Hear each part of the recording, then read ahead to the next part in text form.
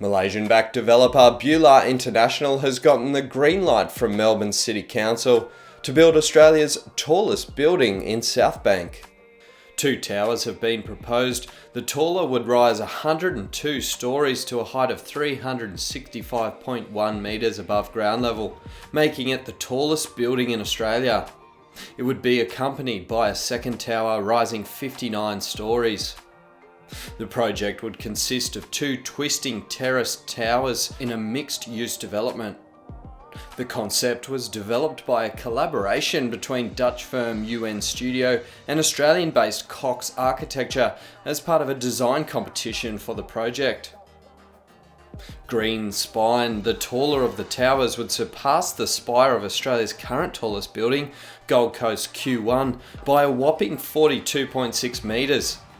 This would make it the 50th tallest building in the world, not far behind the Empire State Building, which sits at number 41.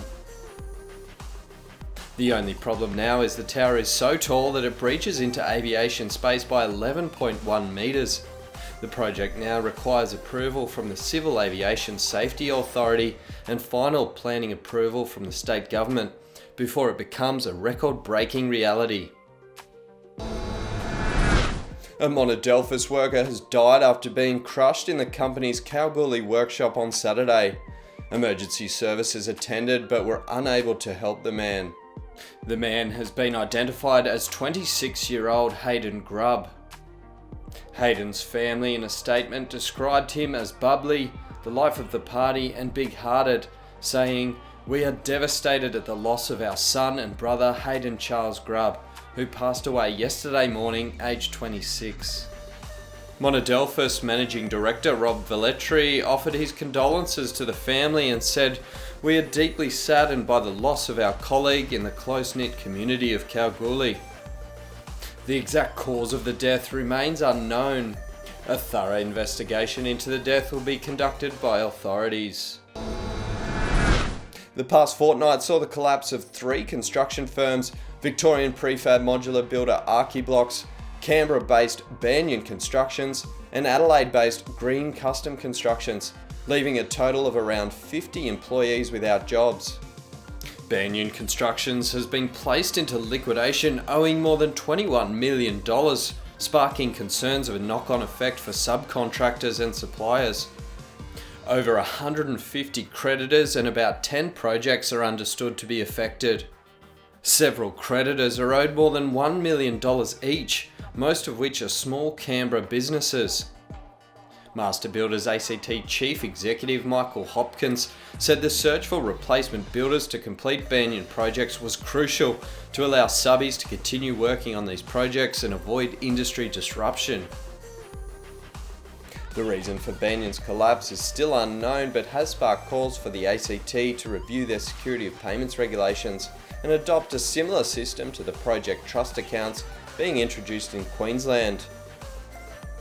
Over to South Australia, where Adelaide home builder Custom Green Constructions leaves behind $600,000 owing to 62 creditors, including almost $20,000 to its 3 employees.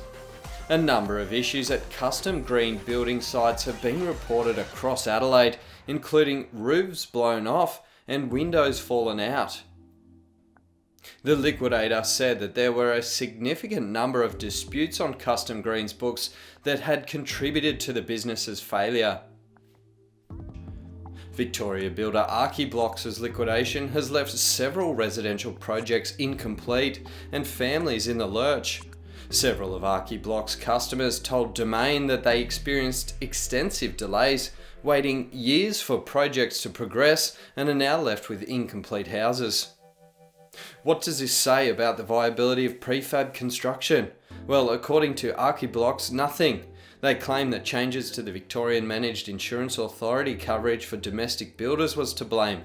But a spokesperson for the authority told Domain that there had been no changes to its policies, it does not require builders to increase their level of activity, and has not changed the level of coverage required.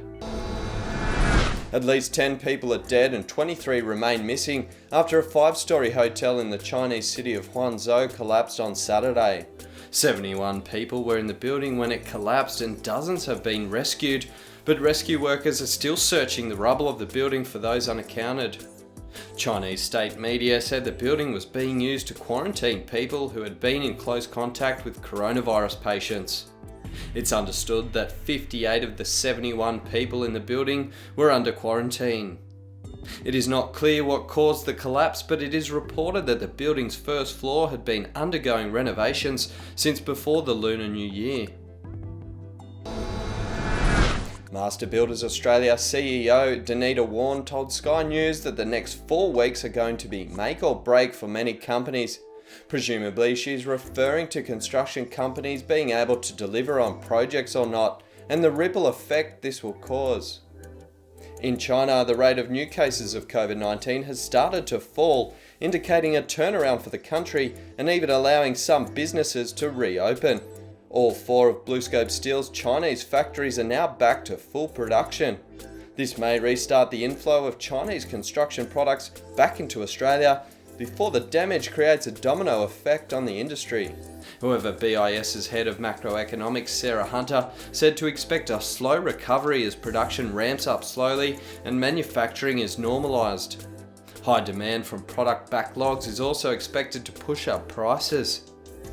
After Lendlease informed its Italian staff in Milan to stay home, Italian Prime Minister Giuseppe Conte has now locked the whole country down, telling people to stay at home.